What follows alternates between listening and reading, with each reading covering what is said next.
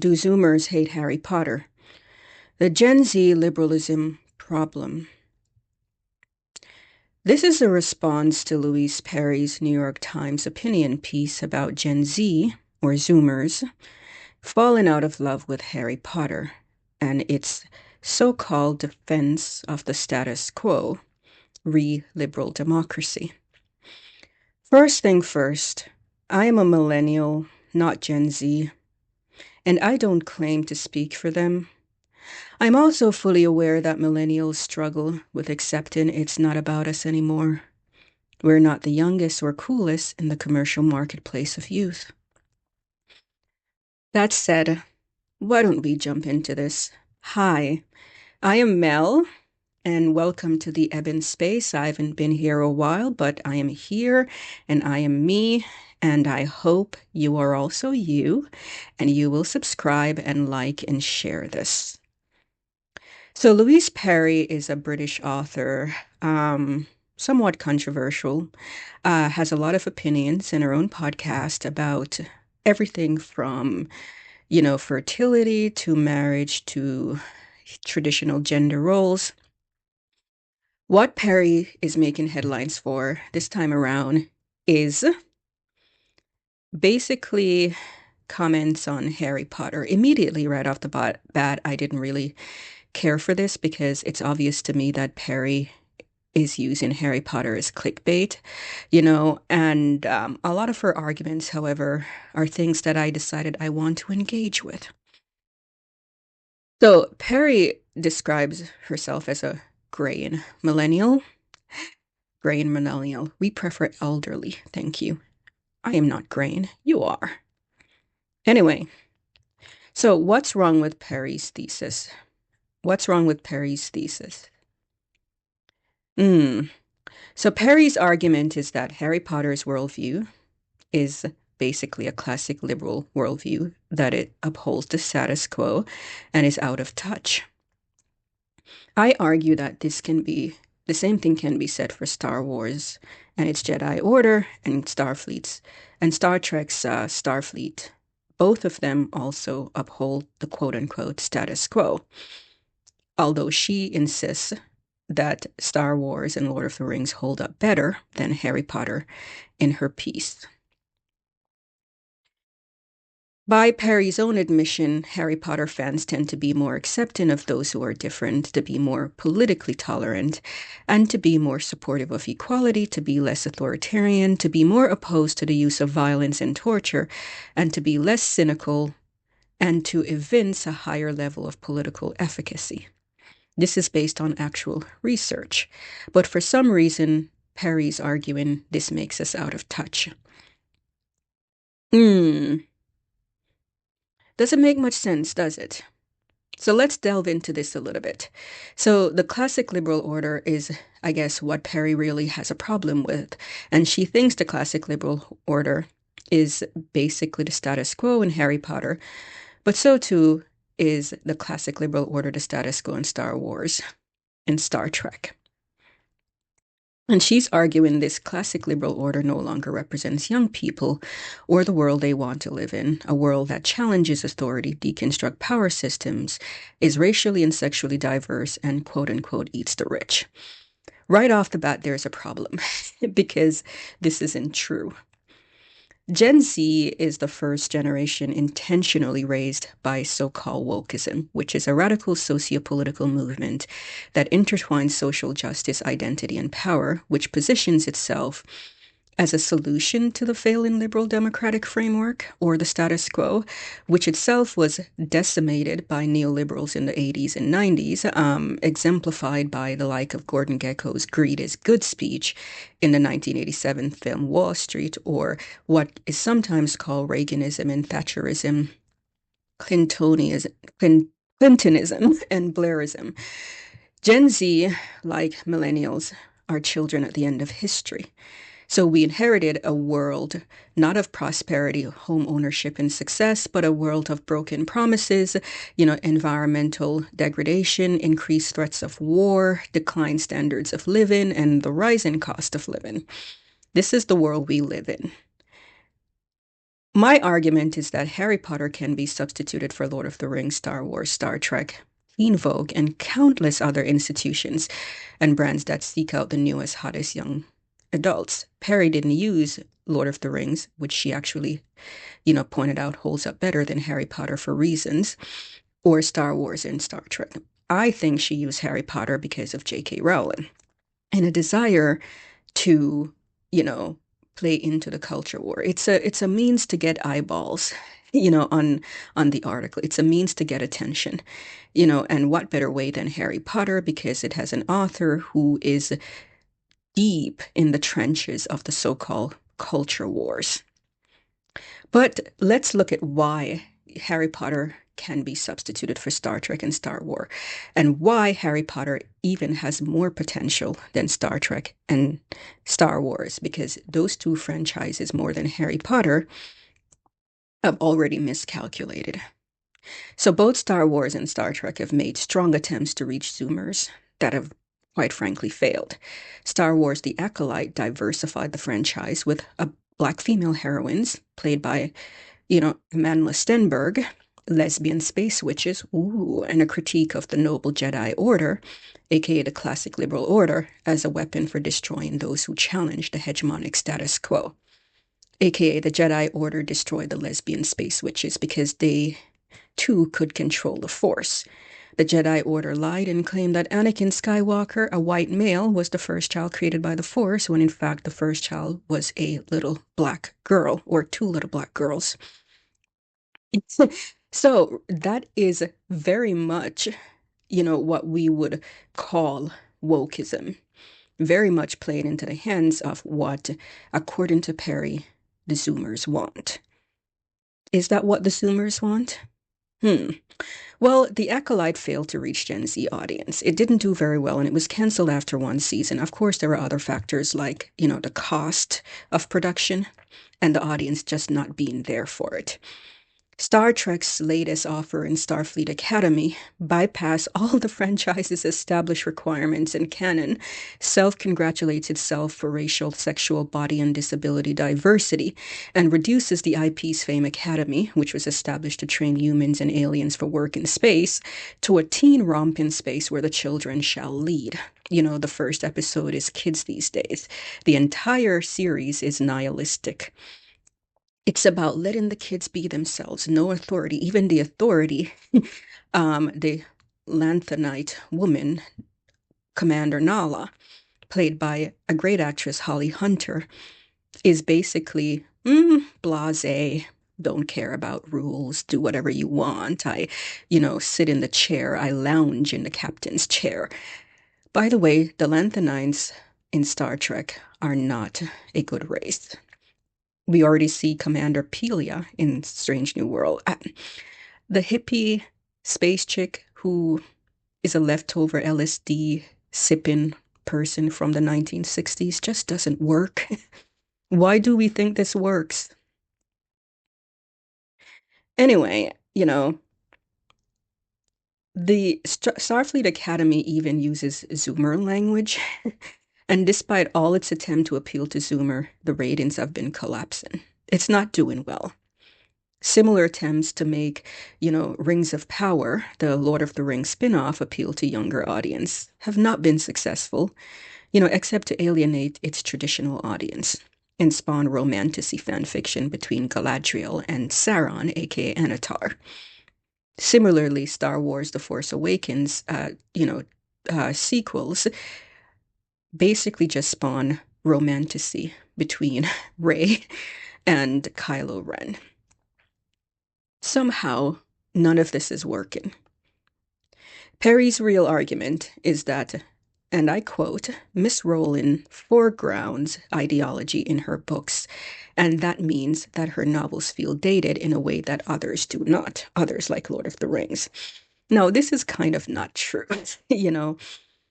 Harry Potter really is a story about a teen boy and his kind of diverse friends facing off against a bad man abusing institutional power to harm those he deems not good enough, like mudbloods and muggles. You'd think this message would be relevant to our times. The inherent struggle of the Potterverse is against fascism, the very fascism people complain is creeping into our institutions. You cannot go on social media without someone calling someone else a fascist. We hear it all the time. Donald Trump is a fascist. All these people are fascists. You know, how is fascism therefore not relevant to our times? The fight against fascism. Part of the problem is a fundamental misunderstanding of what Zoomers want, because Zoomers are often confused with deconstructivists. And these are far left ideologues who want the entire liberal democratic system to be torn down, arguing that the system is created by bad people and punishes people for existing. They argue that the abolishment of the system will usher in a fair, safe, and diverse world. I find this funny because Perry accuses millennials of being naive and out of touch.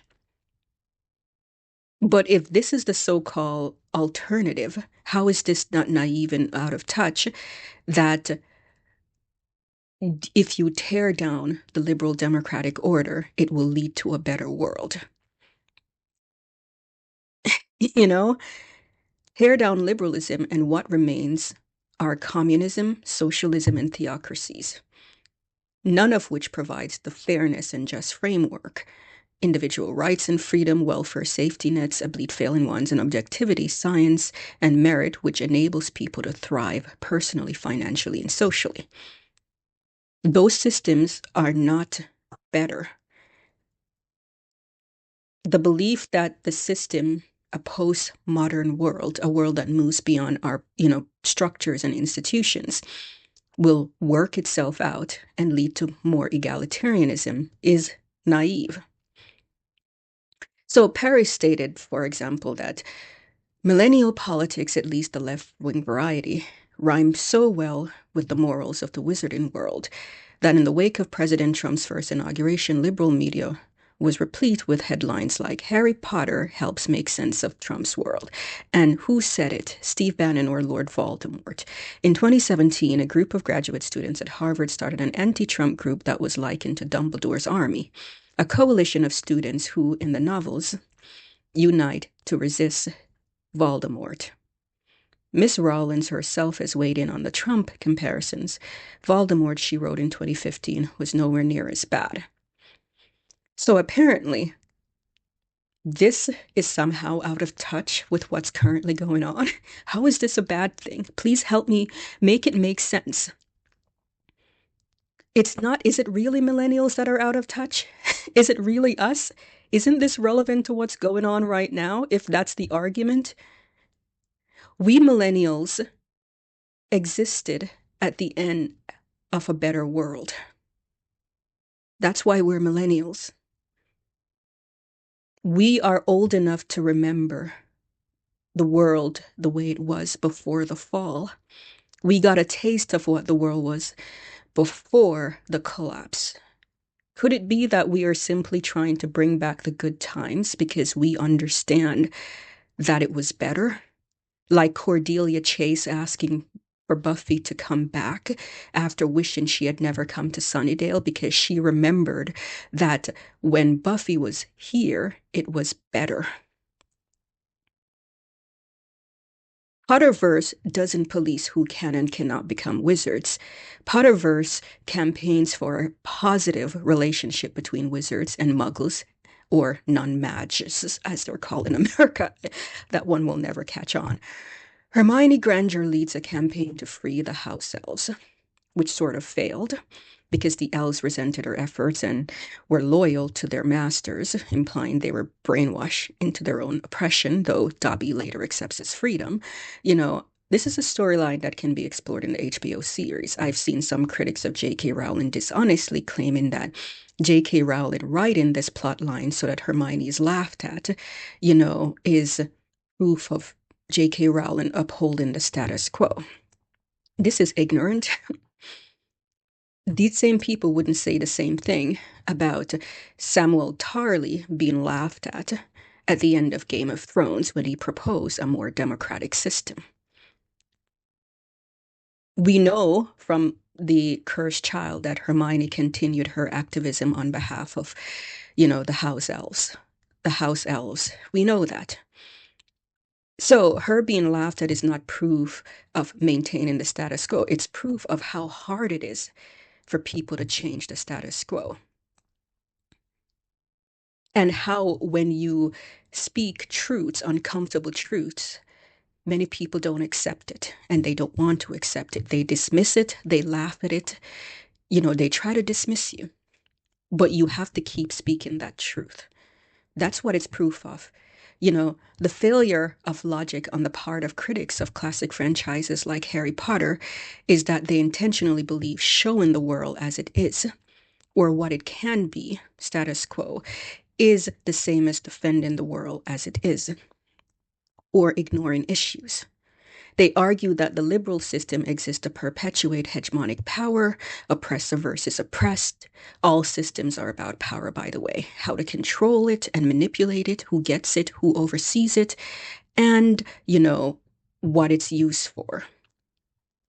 Sure, you say, let's break the wheel. It begs the question, what replaces it? Don't get me wrong, I'm all about seeing things that are too big to fail. Because I think, let's see what happens when this thing that you determine is too big to fail. I was rooting for those big bangs during the Obama presidency to fail. I wanted them to fail. Don't prop them up with taxpayer money. Let them fail. That's how you break down hegemonic, power systems that are being coddled because people are afraid that if you break them, then there will be nothing else. But this is not what we're dealing with. We know what else is going to come if you break the liberal system. The postmodern neo-Marxist response is waiting in the wings. It positions itself as anti-power, egalitarian. The proposed new world, supposedly idealized by younger people, allows bad actors to hide behind morality, fairness, and equity, punishes dissent, practices censorship, and disappears critics branded as troublemakers or heretics, or who are antagonistic to its values. You know what we call that world? Tyrannical, authoritarian, totalitarian, Orwellian. This naivety that if you break the liberal system, it will lead to egalitarianism is what is naive. It's not believing that the liberal system is worth defending. And using postmodernist logic, who decides who what is good and who what is bad? Who ensures your ideal world? Who keeps the egos in check? Who watches the watchers? The Potterverse is accused, of maintaining the status quo, corrupt, prejudiced liberal system, when in fact it argues for liberalism as a balance of check, as a balance and check system against fascists, autocrats, bigots, and tyrants, and others who weaponize power systems to push their own agenda. No other system, communism, socialism, theocracies, actively tries to keep bad actors out or in check. The reason the ministry couldn't be trusted in Harry Potter is because it was taken over by the Death Eaters, who were using its power systems to impose very illiberal and very cruel practices.